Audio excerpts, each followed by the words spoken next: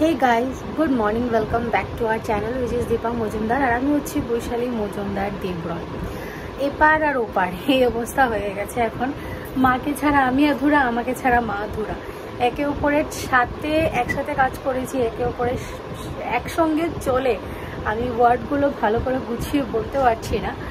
যাই হোক, আজকে সানডে, তো আজকে কি হবে না হবে সব কিছু আজকে এই ব্লগে শেয়ার করবো। আপাতত শরীরটা একটু ডাউন আছে, I am not feeling good actually. যাই হোক, চলো উইদাউট এনি ফার্দার এডু আজকের এই ব্লগটাকে স্টার্ট করছি।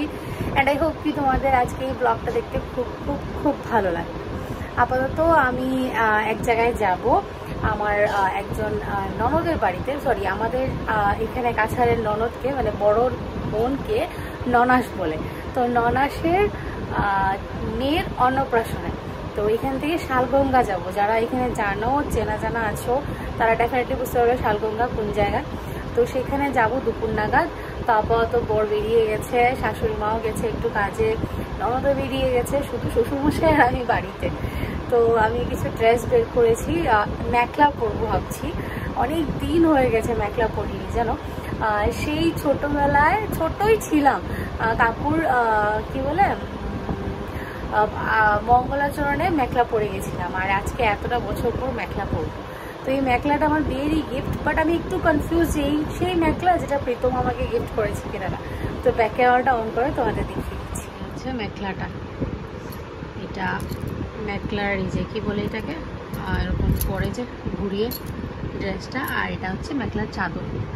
তো এটাকে একটু সেট করব, আর এই হচ্ছে ব্লাউজ সেট করব, আর ওই সাইডে স্নানের কাপড়টা বের করে রেখেছি। আর এবার এটাকে একটু সেট করব, সেট করে তারপরে স্নানে চলে যাবো। চলে এসেছি, আর এই যে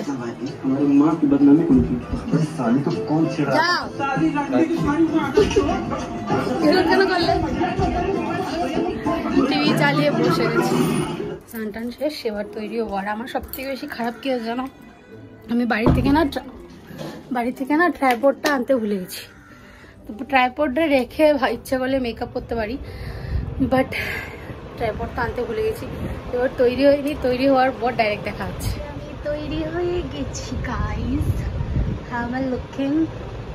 প্লিজ একটু কমেন্ট করে জানিও যে আমাকে কেমন লাগছে। কমপ্লিট রেডি, আমাকে কেমন লাগছে দেখতে অবশ্যই একটু কমেন্ট করে জানিও। বাইরে যাচ্ছি, এই যে আমার শাশুড়ি মা, হ্যাঁ সুন্দর করে সেজে পেরে আমি বেরিয়েছি। আর এই যে লেট লতিফ দেখাচ্ছে তো বাবু, এনি টাইম পোজ দেওয়ার জন্য রেডি।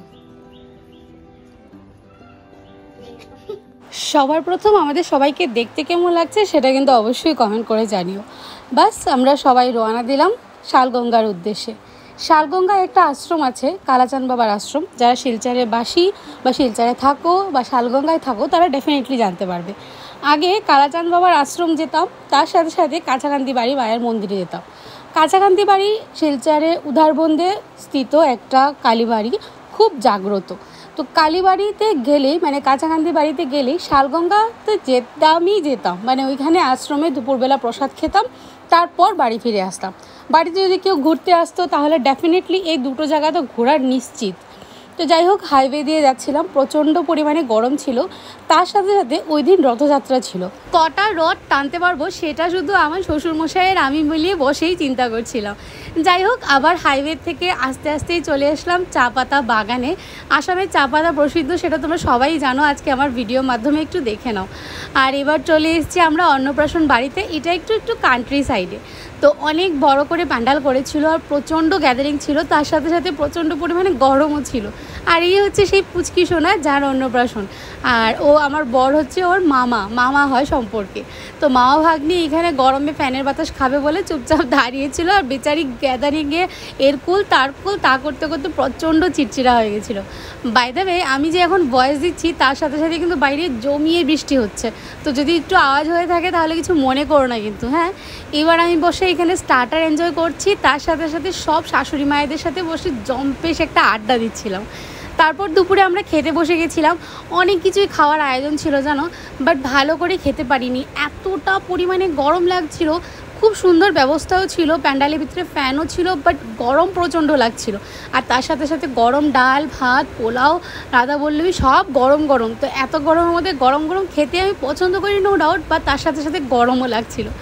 আর এই যে আবার ড্রেস চেঞ্জ করে মামার সাথে দাঁড়িয়ে পোজ দিচ্ছে, আর আমার বর এদিকে ছবি তোলার জন্য আমাকে বলছে। যাই হোক, ওদেরকে দুটো ছবি তুলে দিলাম।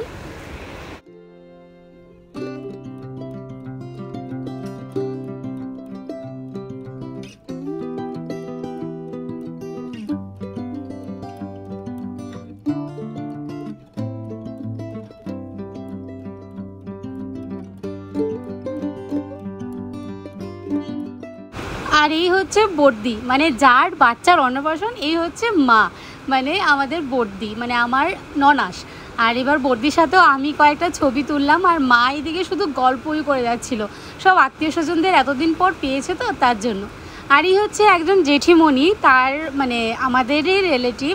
তো জেঠিমণির বাড়িতে আমার বরের নাকি ছোটোবেলার অনেক স্মৃতি জড়িয়ে আছে।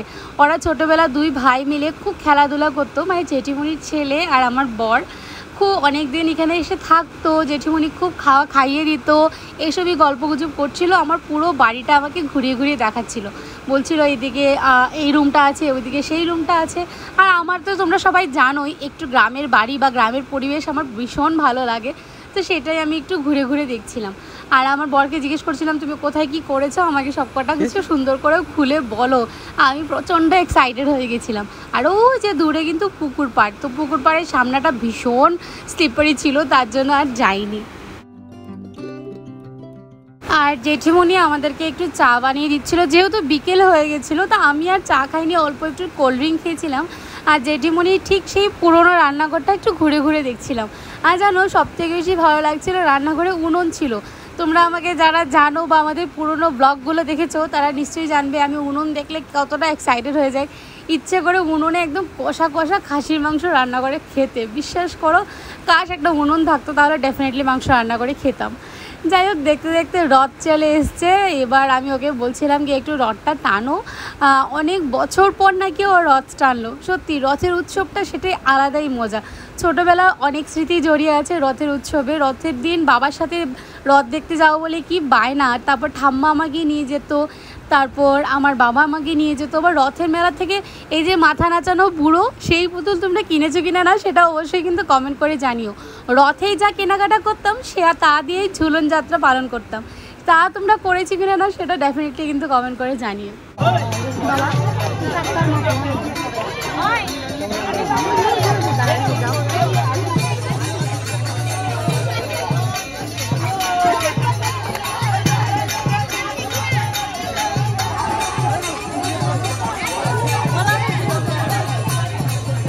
ওই যে দূরে দেখতে পাচ্ছ, আমার শ্বশুরমশাই গেছে রথের চাকা থেকে মাটি এনে আমার মাথায় লাগাবে বলে।